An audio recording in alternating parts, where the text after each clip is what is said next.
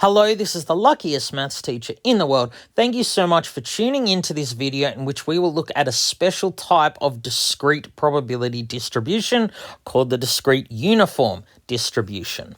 So we know what discrete means. That's when the random variable can only take some certain values within a range.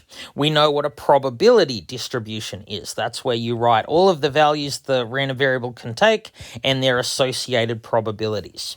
So what makes a discrete probability distribution uniform? Well, it just means that each value the random variable can take has the same probability.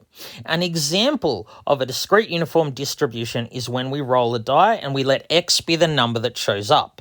So remember, big X is the random variable here, so it can take values from 1 to 6 inclusive. We use little x to represent the values it actually takes. So the values that the random variable can take are 1, 2, 3, 4, 5, 6, and their associated probabilities. Well, you know, if you roll a die, probability of getting a 1, a 2, a 3, it's all 1 over 6.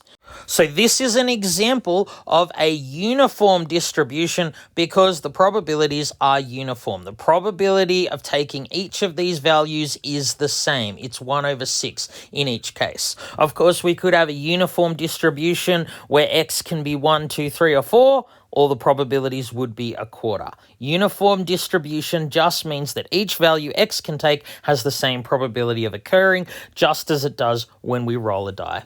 All right, thank you so much for tuning into this video. This has been the luckiest maths teacher in the world. Have a great day.